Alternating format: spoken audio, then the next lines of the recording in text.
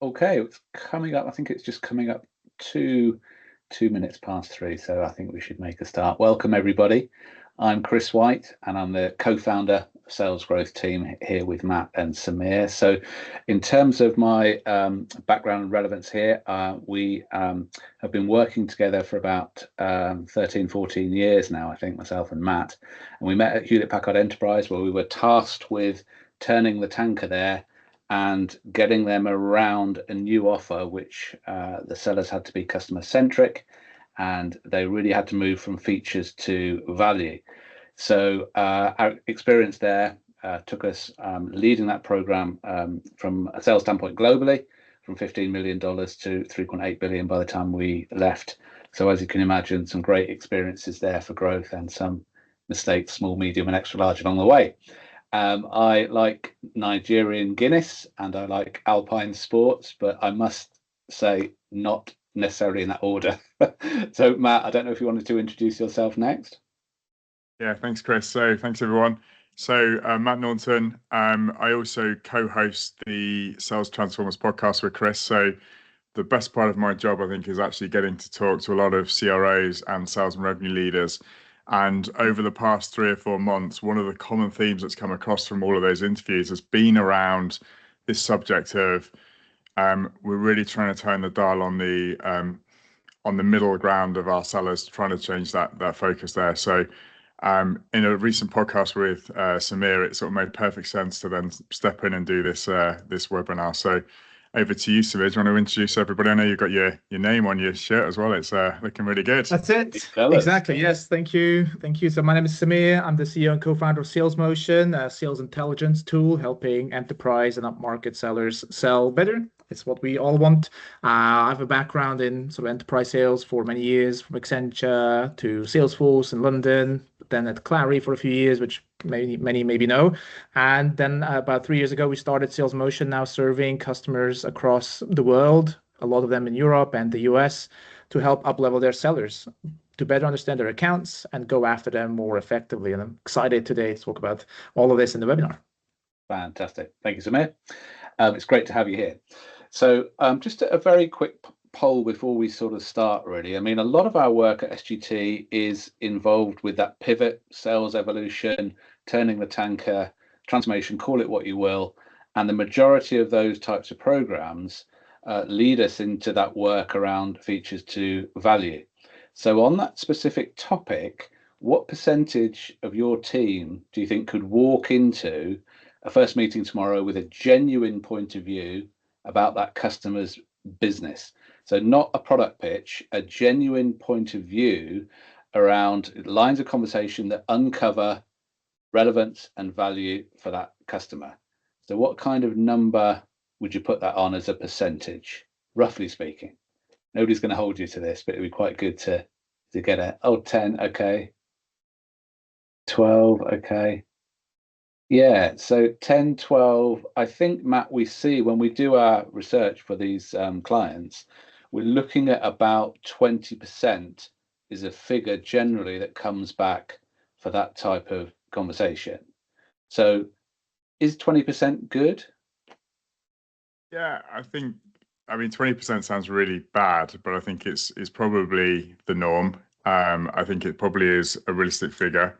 And there's probably lots of reasons why it's as low as 20%. And I think, normally when we're talking to people, we're often told it's really because they're really busy and they're under pressure. They've got lots of things going on. And I think one of the reasons why one of the reasons is that when we run a training session, we'll normally put this slide up and we'll ask people, tell me where you think you are on this journey. And of course, everyone wants to be in the gray area where you're absolutely engaged with delivering shareholder value.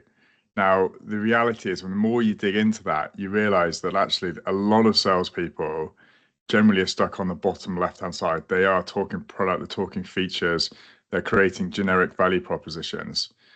And they will use the old adage, 2 ears are better than one. So they'll turn up with a blank piece of paper. That doesn't really help you. Or they'll scratch the surface with some Claude or ChatGPT type research.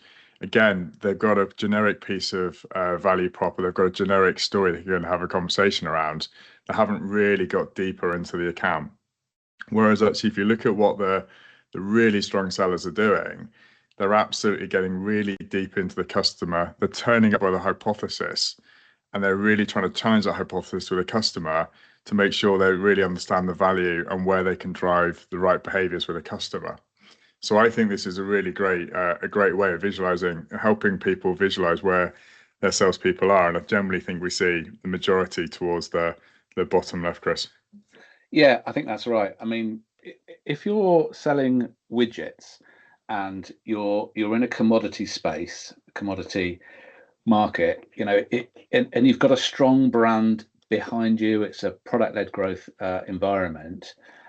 It doesn't necessarily, and your transaction time is really, really short. It doesn't necessarily hurt you to be at sort of, at that sort of green level and position.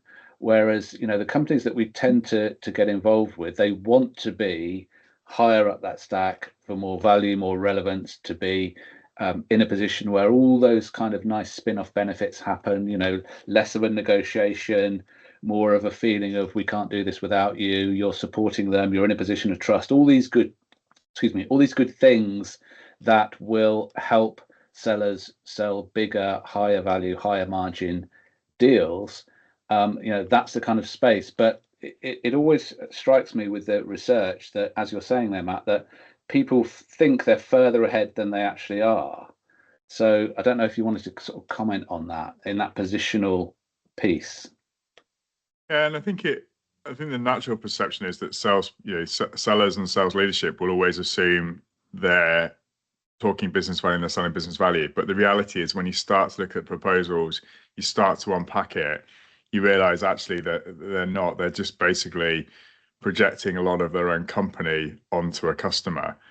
And Samir, I mean, I know you speak to people in the space all the time. What is your perspective on where you see the majority of salespeople being today?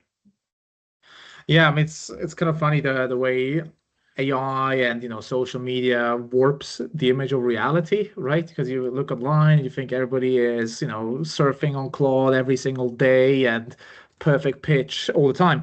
Reality is much more different. Like, everybody's still exploring. How can I use this? What will it do?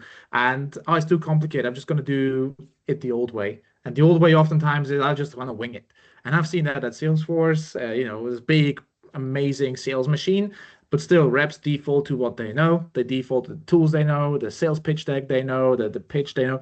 And that's kind of wild, right? And the time is also very limited for many of these reps. There's so much admin overhead going on. You don't have time to educate yourself on the customer, educate yourself on the tools to learn more about the customers.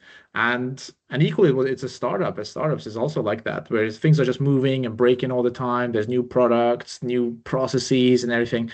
So it's hard for a seller to really understand, the customers deeply, understand the value deeply, and you just default to what you know. Like, hey, what brings you here today? I saw you do this. You probably have the same pain that I've learned at onboarding that customers in this industry typically face. And that, of course, is then not a good start to a pitch, especially not to a very senior person. And that's, I think, where things are just still very hard, despite all the tooling and even the awareness of what good would look like. But doing it is very different from knowing, just knowing it. Okay, interesting. Couldn't agree more. So, Matt, if you could take us on to the next element, and on the next visual, I'd like you to tell us about some of the research that we've done, and also why we're looking at a picture of a barbecue.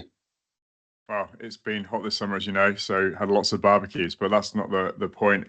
The point is that So we've interviewed over 370 sellers, asking them just over 10,000 questions in the last few months.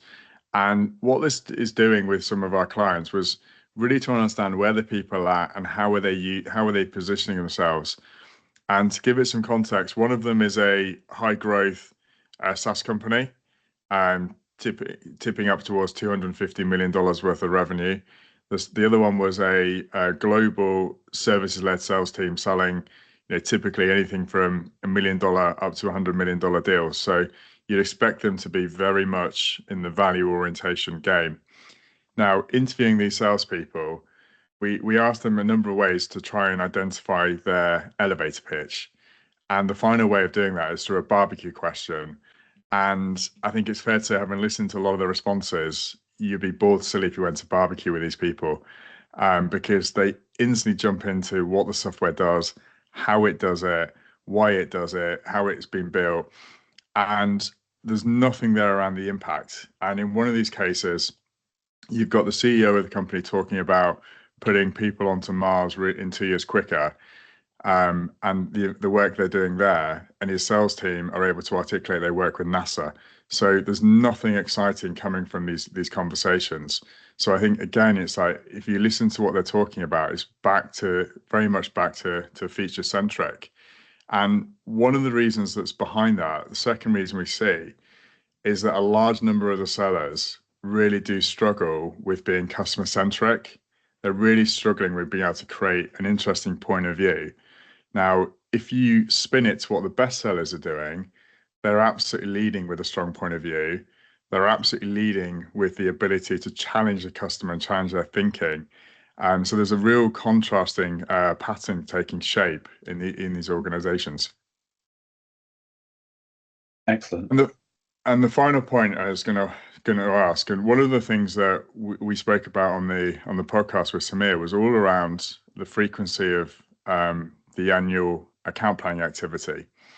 And one of the things we've seen quite a lot take place is, I remember back to some of my early days in sales, I would spend 2 or 3 days sitting in a room with account teams, working on an account plan, really going through the annual report, going through everything we knew about that customer to try and shape a strategy to go and attack it over the course of the next 12 months. Within the end of the first week, that session had been put to bed. It was almost filed for another 12 months until we reopened it again. And I think that's one of the things that I learned on really early in my career is you do an awful lot of really high valuable stuff in those activity plans, but teams just don't use it often enough. They soon jump onto the first opportunity. And Samir, I know you come up with this challenge quite a lot in terms of how you can then how you try and tackle that as well.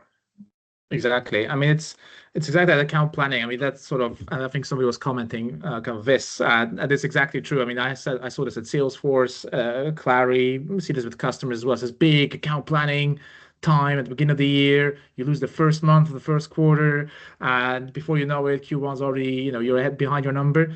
And the worst thing is, like, it's a one-off thing. I've written so many account plans in PowerPoint, Google Slides, Word docs, Quip, you name it. Like, there's account plans everywhere as a one-off, and nobody ever looks at them again.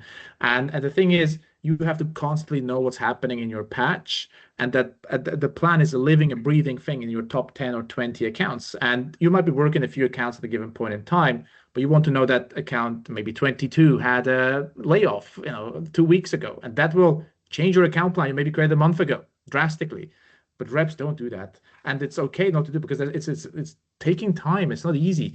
And we see that now, of course, with some tooling and the technology, that we can drastically help reps do that at a much different scale to a much better quality. And I think that's what's changing, and that's, I think, what many people are really trying to do with AI and other tooling in their go-to-market orgs. But yeah, the pain is, I think, obvious, and many know what good would look like. And it's, again, how do you make it happen?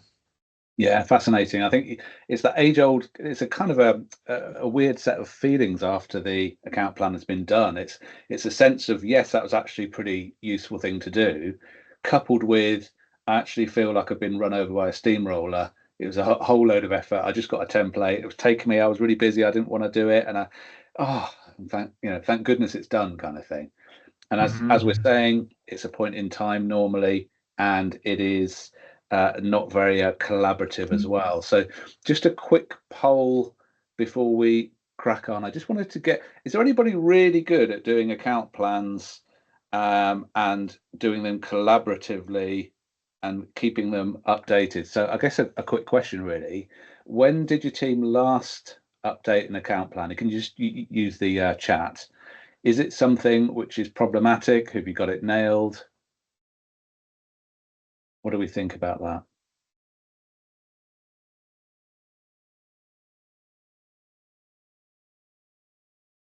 Answers in the chat if we We can. Yes. Yeah. So I think we're still seeing it as an annual activity, even if it's being populated by Copilot or whatever it is. It's not the living document that it should be for us to get the value out of it. Okay, so doing and not talent. So a knowing versus a doing versus a talent issue. So Matt, what's your take on this statement? Yeah, I think for us, the things we do see is that everybody knows they should be doing research. Everybody knows they should be talking the customer language. They should be listening to the customer more. So I don't necessarily think it's a talent problem. I think it's more of a doing challenge. And I think, when we look at the organization, you've typically got 15% of the organization. They're probably busy keying out their CVs. They're thinking about where they're going to go to next. They're thinking about the holiday. They're not, their heart's not necessarily in it. And conversely, at the top end of the session, if you built a training course, these people would absolutely run it. They know they're all over it. They know exactly what they're doing around this. This is how they behave. And I think over the last probably 10 years, I've spent most of my career taking the best bits in that top 15% and making them flow into that middle 70% of sellers, because that's really where you start to turn the dial.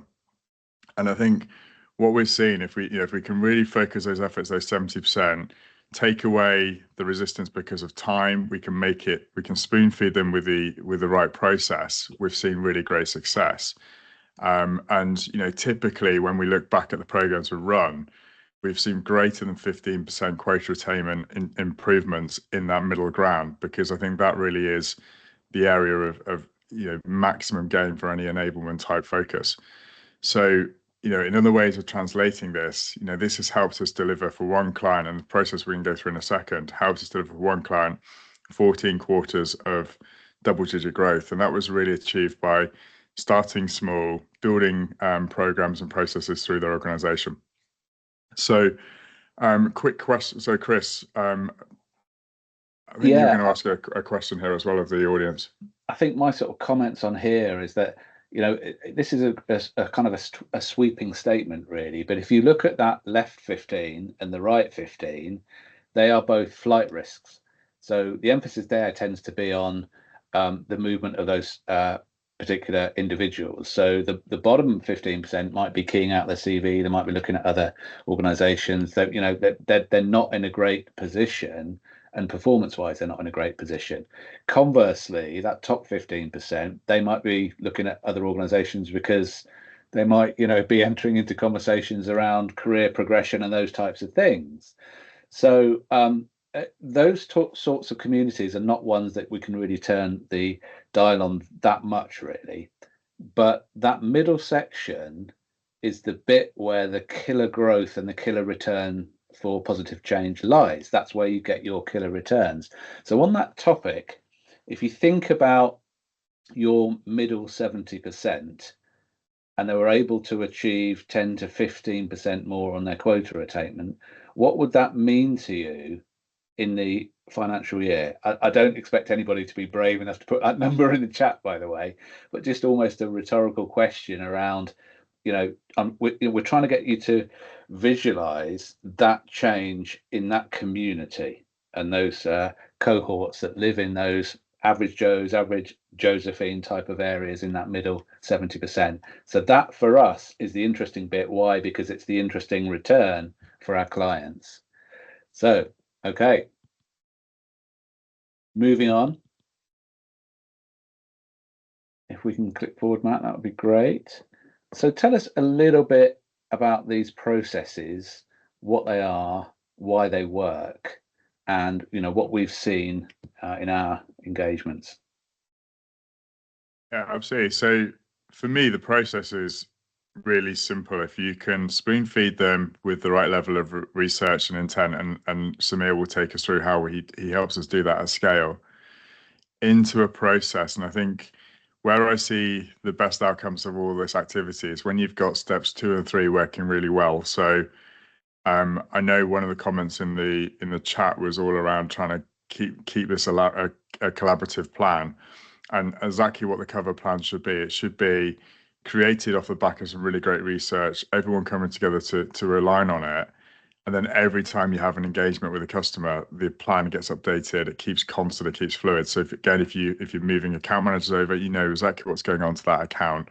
And this should work really well when you've potentially got multiple sales teams touching onto the same account as well. So it should be one version of the truth. But it really gets you into creating points of view. It gets you thinking about the customer, and it gets you thinking about their challenges and how you can help. And then the step 3 on this plan is the active coaching and driving it. So Samir earlier said, when he was in Salesforce earlier, people would be winging it, and again, we've all been in situations where salespeople turn up, they've got a blank piece of paper because they're trying to listen to, they're almost asking for the customer to help them educate me on your business and your challenges, and I think it's completely reverse. If you do the coaching program well, no salesperson should be turning up to a customer meeting without knowing their point of view or how you can have an impression with that customer. And then the final point is, once you've done that, go and test the theory with a customer, go and break it in. I think the guidance we always give is there's 2 areas of challenge you're looking for. One is the company challenge and how you can have an impact. And the second one's the personal challenge. How are you going to help the individual stakeholder you're meeting really achieve their own individual goals? Because, in my career, every time you help a customer make a significant change, they either get promoted, they go on stage, they talk about the successes. Put yourself in their shoes, they want to be successful as well. And they will absolutely actively pick out and start working with people who are breaking the mold, who are differentiated and want to, and they'll attach themselves to people who they think can dovetail them to success as well. So this becomes a continual loop that starts slowly and builds momentum. And where we've seen this work really well, start small, start working with, and move it towards working with every seller, every account, every week. So you can start to build this into a continual process.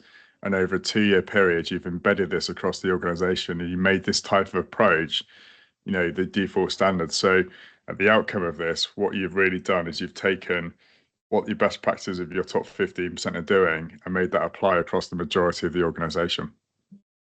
Yeah, I think looking at this, it's reminding me, listening to you talk there, Matt, that, if I think about some of our recent programs and some of that activity that we've been working with them on that coaching side. So really, the point of view is so important, and there's no downside to doing this, and I'll come on to that in a second. But the point of view is really great, because if you go with 20 clever questions, the experience of the person that you're in front of there, it gets quite tiring quite quickly.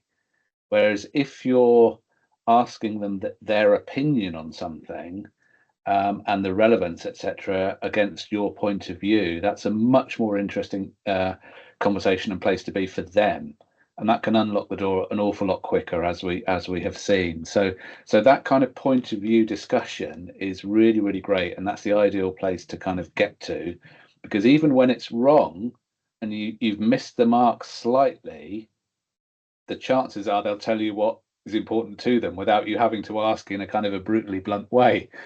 So that's, such a great place to be. There's no real kind of downside there, really. So everybody sort of looking at these 4 steps right now, what do we think is an area around the 4 that you tend to struggle in? What's your opinion there in the audience? What do you really think are the areas that you've got headwinds with? Just wait for a couple of answers to be jotted into the chat. That would be fantastic. Thank you in advance. While that's happening, Matt, for me, 2 and 3 are the ones that really help the dial there. But once you've got that continuous loop, you're in a nice,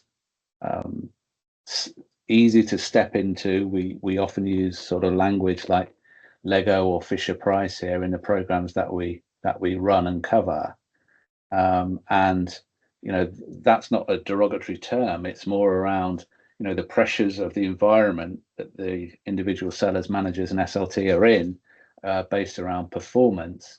that it's a tough environment, and every step of the way we can help them and make it easier for them. And Samir will illustrate that in a second. That that is really beneficial for those teams. So thank you for those comments. Yes. Yeah, point of view, coaching I saw as well there. Thank you for the answers. We think and feel and see exactly the same. Brilliant. Samir, so tell me about some of the other benefits there.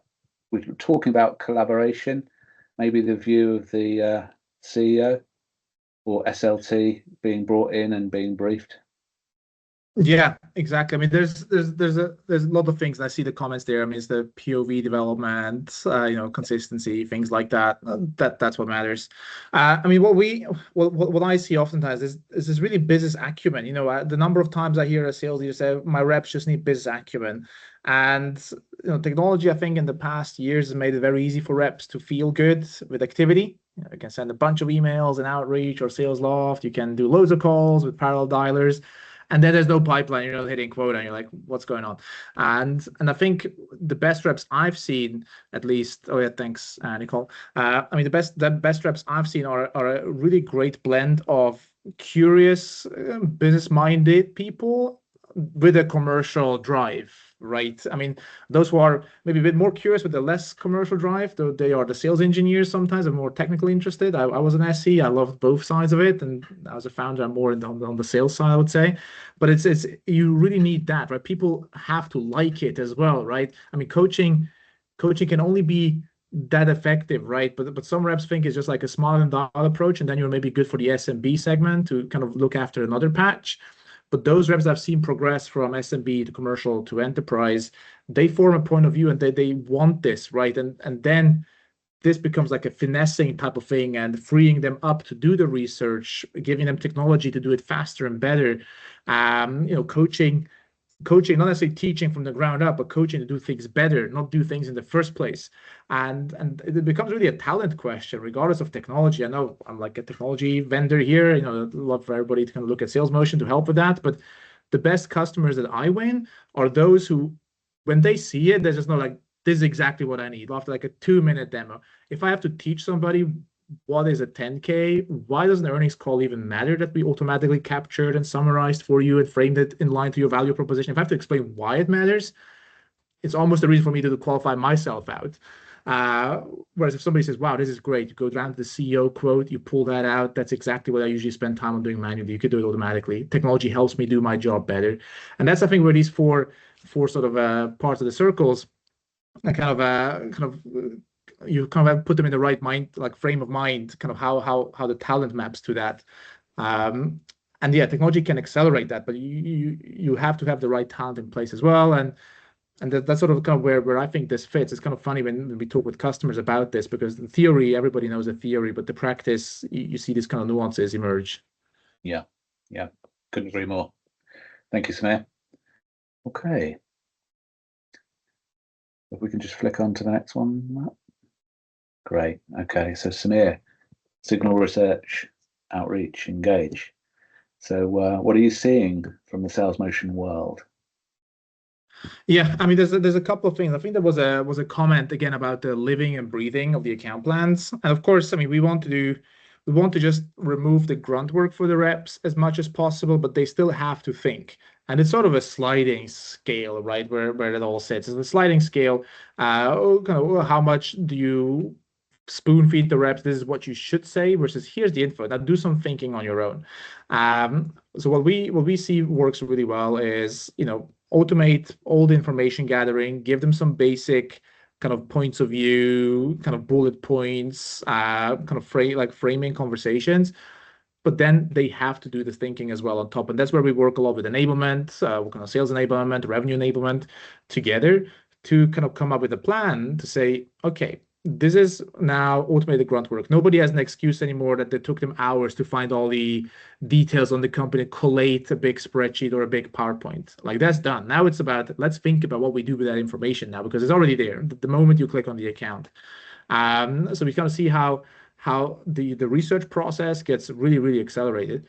And then the ongoing and living and breathing thing, the important thing is to start layering things on top, and that's where the signal comes in, and it can slowly steer you in different directions if accounts change.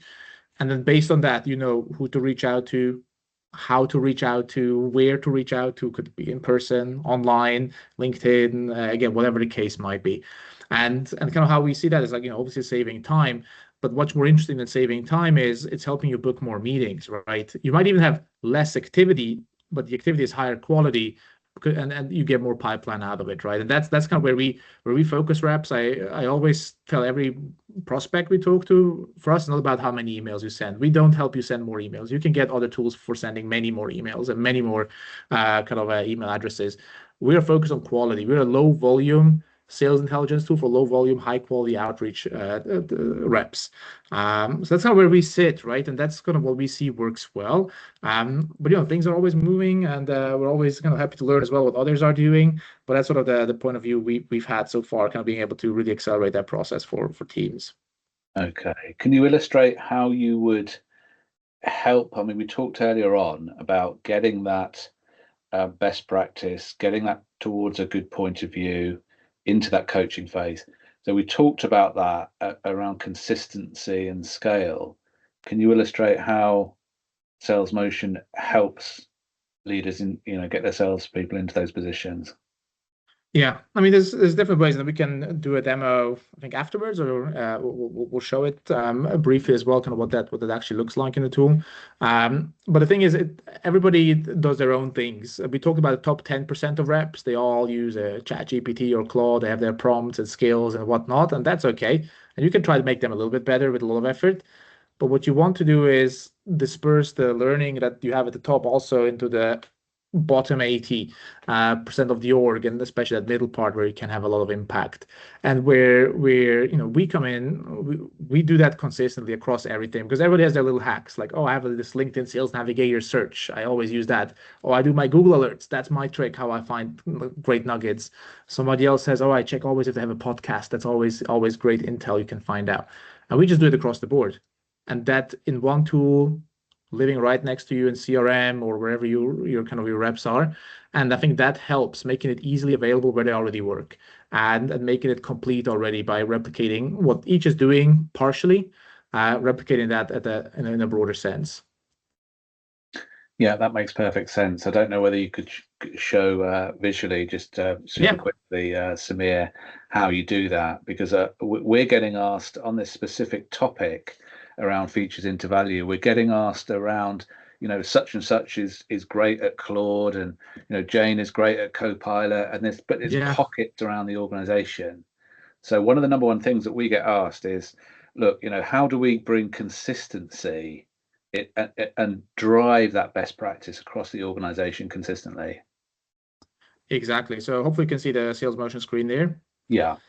Amazing. So perfect. So basically the tool is pretty straightforward to set up, and it runs, and every rep can use it. It's simple, not many bells and whistles around it. Reps need simple. If there's one thing I've learned working with sales rep, it's, you know, it has to be straightforward, otherwise I won't use it. And basically this is the core platform, but you can bring this into Claude, you can bring this into Salesforce, you can have this wherever you really want.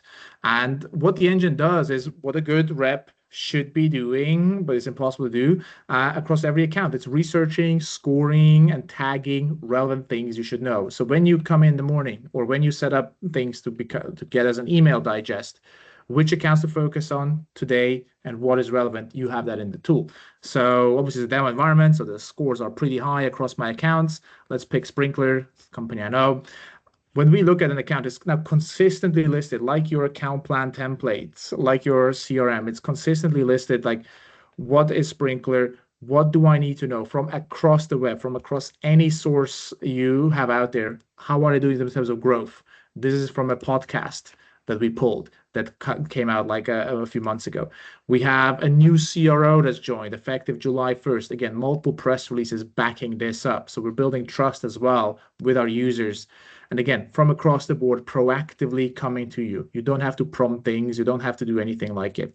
And that's basically where we then take your value proposition and map it together to talking points you could use, challenges in the company you could map to, and form that as a point of view that then can flow into prospecting you might do into this account. So let's say if I pick prospect, I'll pick one of my former colleagues, Sean. He runs pre-sales there. For Sean now, what the engine can do is help us action this straight away. So we've done the research. We've seen some interesting signal in new CRO. We've seen growth in their AI products. And now we get Sean's email address. We have an email drafted that speaks to him, his function, our value proposition, how that maps. And I can send that email out now. And it's very tailored to the company, to this person, and it's done at the click of a button, really, without me prompting and searching and reading a big blurb that comes out of ChatGPT. And now you can have this anywhere you go. And that's, I think, the thing, that consistency that you can teach us in a rep in a 5-minute enablement session. They'll be able to use this, and it comes practically to them in Slack, in email, in their AI tool, whatever they're using. That's like a very quick way of showing the core product. And again, this also lives, again, in any of your AI tooling. You can build, quick account plans. Again, I do this in Claude sometimes. You can ask it questions. It will query the data, will go really deep into your territory, pull out who is in cost pressures right now and visualize it for you. And there's many more things, because we want to be where the sellers are with the intel, so that they can go after the best accounts with the most relevant messaging. Yeah, really good. Yeah, really, really good. One of the things I like at the manager and the director SLT level as well is that, we do a lot of work at SGT around changing the culture, helping to evolve that culture to embrace and get in the right position for change. So with that in mind, one of the things that's really key there is the accountability responsibility piece. What's expected day to day of these people? What's an expected activity? What's an expected process? Start to bake that in, and then very, very, very quickly you start to get best practice becoming the universal practice, which is really great to see. You can see it, you can feel it. It's really, really good. Okay, so what can we say, Matt, around the test drive? Yeah, thank you for that, Samir. I think one of the things that we've seen is, how powerful Salesmotion is in terms of surfacing really good insights really quickly and helping create points of view. So one of the things that we wanted to do, and as a thank you for coming on and joining the webinar, is offer a test drive, which will hopefully, it's designed to be quick. So it's a 14-day test drive. It gets you into the research, so you can get the research done on a select number of accounts, 5 accounts, and then we can really work with your teams to really shape the point of view. So we can take the standard outputs, we can take the inputs from the sales teams and the collaboration there and the sales managers, and really start to coach them on what is the best way of going to attack these accounts, so that they can very quickly get into action. And I think over the years of doing this, we've seen this way of, starting small, getting people into action, getting some really positive feedback coming through, and that should hopefully, if you get those leading indicators right, you should start to see some really good lagging indicators down the line where you start to win some of these opportunities. But in the next 14 days, we'd love to take you on a test drive.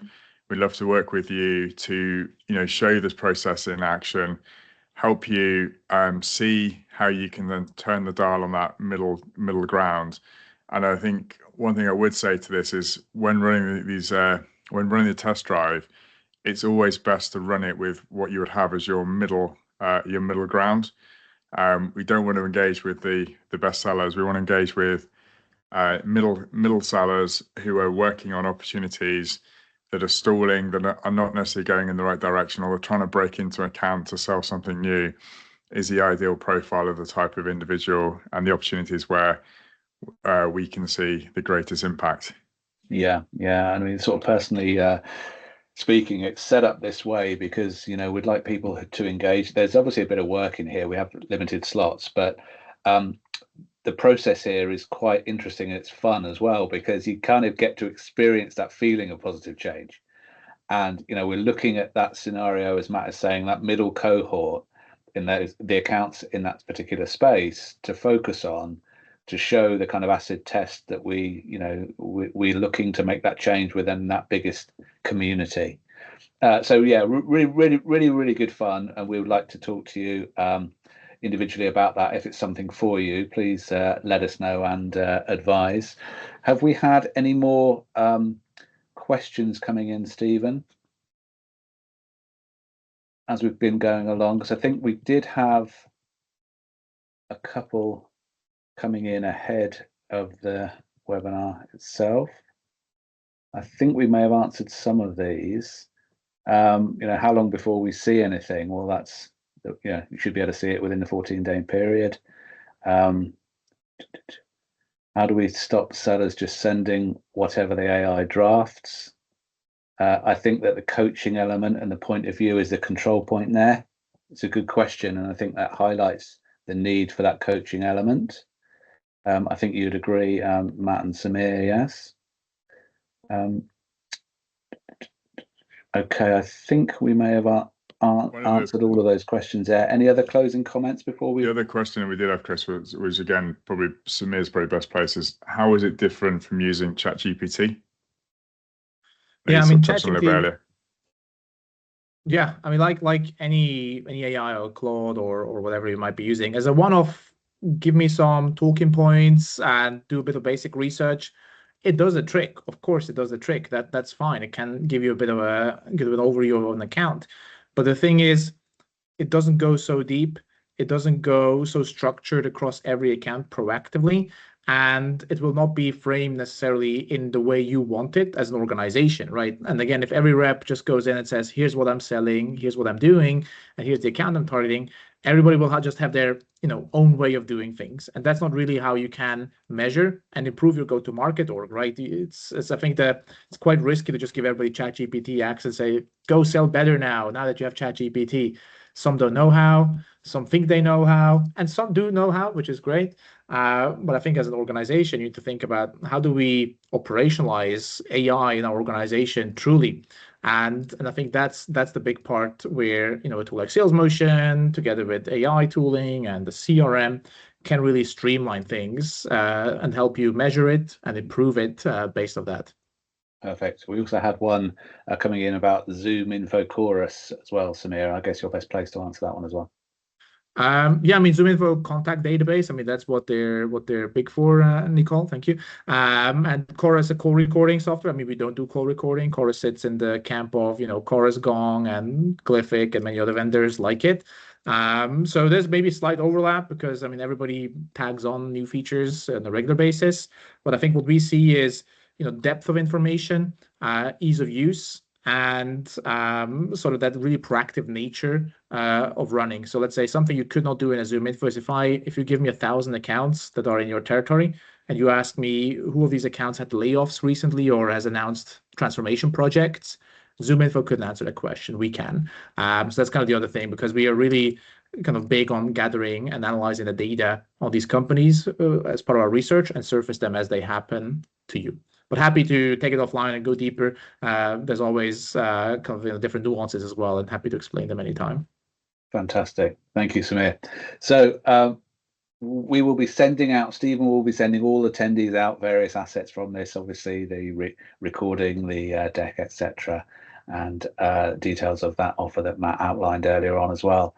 So all that remains is for me to thank you for joining. It's been really good, and thank you all for the interactivity. Really good and really interesting. Thank you, everybody, and we'll see you soon. Thank you so much.